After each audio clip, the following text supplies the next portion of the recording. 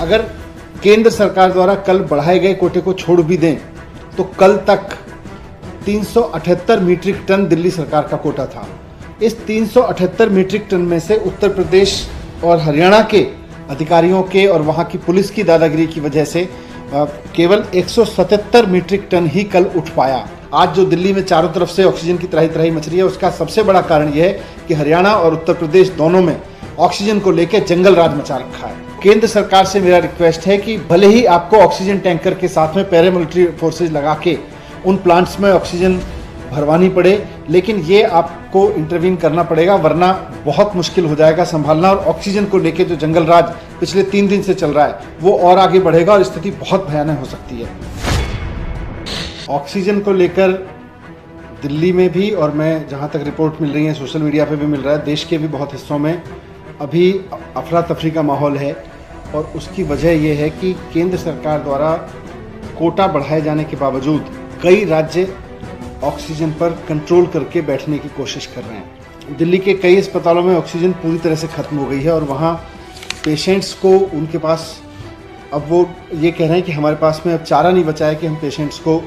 अंदर रखें या उनके अटेंडेंट को कहें कि लेके चले जाएं किसी दूसरे अस्पताल में, लेकिन दूसरे अस्पताल में भी कहाँ लेके जाएंगे, वहाँ भी ऑक्सीजन का संकट है। सवाल ये है कि जब कल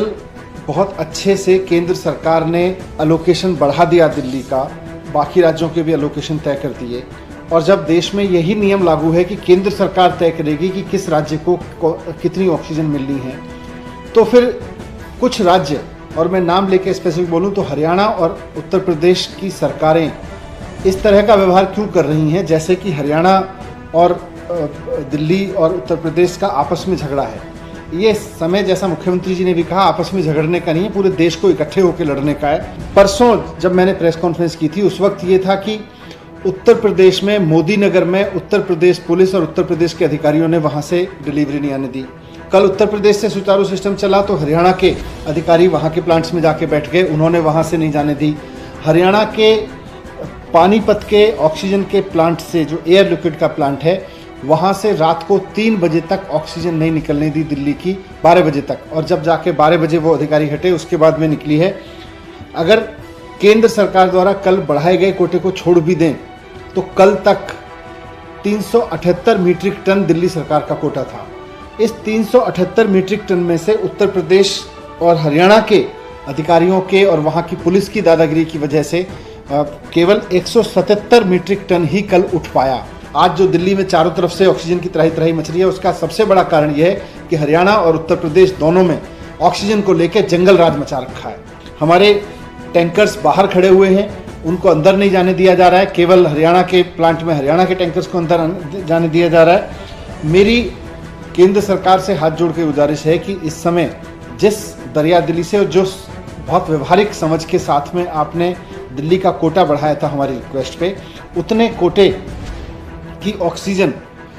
हमको मिल सके। इसलिए आपसे रिक्वेस्ट है कि आप इसमें भी इंटरवीन करें कि हरियाणा या उत्तर प्रदेश